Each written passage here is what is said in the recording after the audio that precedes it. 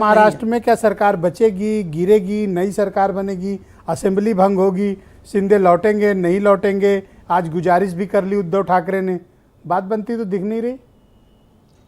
देखिए, सरकार तो गिरने वाली है, राजनीतिक हलचल मची है, लेकिन राज्यपाल और मुख्यमंत्री दोनों कोरोना के चपेट में आ गए हैं और जिसको गिराना है और जिसको बनाना है वो दोनों किसी से सीधे नहीं मिल पा रहे हैं। तो ये एक बड़ी विचित्र सी स्थिति महाराष्ट्र में आई है। एकनाथ शिंदे भाजपा के शासित राज्यों में बस में बैठ के बाकायदा पुलिस के प्रोटोकॉल में एस्कॉर्ट गाड़ी में घूम रहे हैं। बड़े बड़े होटलों में उनके विधायक ठहराए जा रहे हैं, 40 तक उनकी संख्या पहुंच गई है। तो बीजेपी कह रही भाई कि हम जो है इसमें कहीं है नहीं पर्दे के सामने, लेकिन पर्दे के पीछे उसका पूरा रोल है।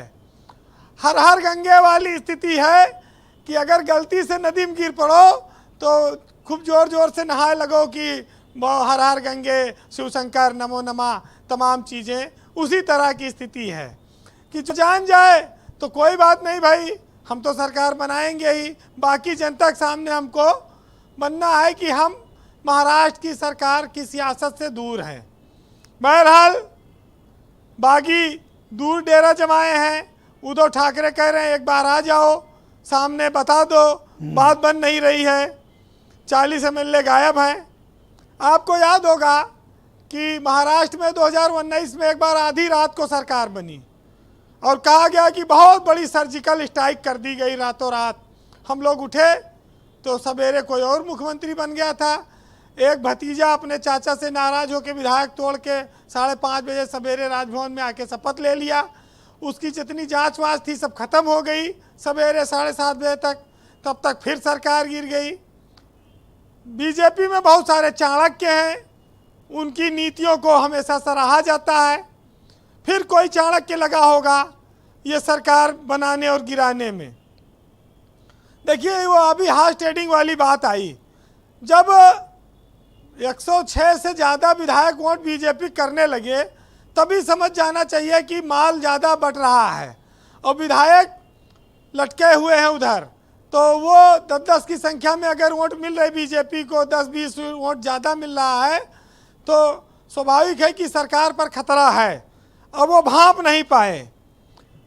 भाजपा खिचड़ी पका रही है, धीरे धीरे गर्म कर रही है। लोग समझ रहे हैं कि बड़ी नैतिकता के हिसाब से चल रही हैं चीज़ें, बड़ी उच्चकोट की बातें हो रही हैं, लेकिन ये तो महीनों से चल रहा है।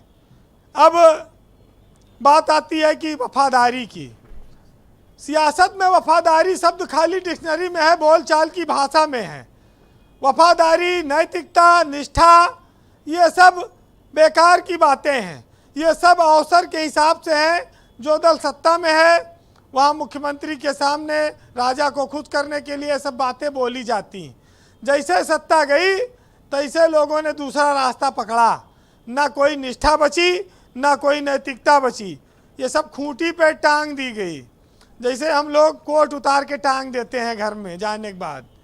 तो नेताओं ने भी, देखिए, भौतिकवाद है और अमृतकाल भी चल रहा है। भाजपा सरकार पूरे देश में अमृतकाल मना रही है और उसमें महाराष्ट्र में अमृत वर्षा हो गई। विधायकों को भी काफ़ी अमृत पीने को मिल गया। तो अब तो वो अमर होकर ही लौटेंगे कि जब एक नई सरकार उनकी सुरक्षा देने के लिए तैयार हो। और बीजेपी के पास डिटर्जेंट है ही है, सबको धूल पोंछ के साफ कर देगी और चमचमा के विधायक निकल आएंगे सफ़ेद कुर्ते में। इस देश की सियासत में सफ़ेदी का बड़ा महत्व रहा है। दाग दामन पर चाहे जितने हो, लेकिन वस्त्र हमेशा सफ़ेदी वाला उजला पहना जाता है और आपने देखा ही है। लेकिन हम उस दौर में हैं जहाँ पर उच्च कोट की नैतिकता की बात की जाती है, वो चाहे सियासत में हो चाहे वो आम आदमी के जीवन में। तमाम मुद्दे चल रहे थे। अग्निपथ चल रहा था, नई राष्ट्रपति बन गई, उनका मुद्दा चल रहा था। हनुमान चालीसा का मुद्दा चल रहा था, तमाम मंदिरों मस्जिदों के मामले चल रहे थे। सब अचानक से गायब हो गए। महाराष्ट्र की सियासत ने भूचाल ला दिया पूरे देश में। और कहा जाए ये पावर पॉलिटिक्स है, पावर गेम चल रहा है। और अब ये 2024 के चुनाव तक चलेगा तो इसमें कोई आश्चर्य नहीं होगा। उद्धव ठाकरे कह रहे हैं जी कि बहुत उदास है, कोई शख्स तेरे जाने से, हो सके तो लौट आ फिर किसी बहाने से, और तू लाख खपा हो पर एक बार तो देख ले, कोई बिखर गया है तेरे रूठ जाने से। ब्रजेश जी, हम जिस समाज में हैं वहाँ पर पत्रकार, साहित्यकार, शिक्षक, बड़े बड़े उपन्यासकार, मार्गदर्शक, इनकी जिम्मेदारी है कि वो सच को सामने लाएं। जी केपी मलिक साहब जैसे लोग भी इसमें बड़ा महत्वपूर्ण रोल निभाते हैं।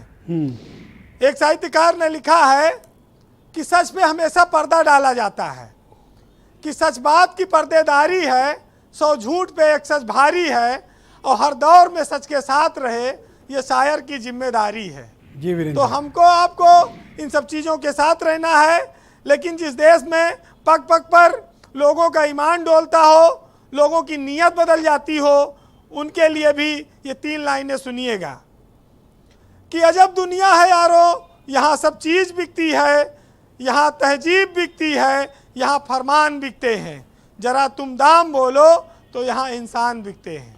बहुत शुक्रिया वीरेंद्र जी आपका, अपने बेहद शानदार तरीके से ज़मीनी सच्चाई से हम सबको रूबरू कराने के लिए।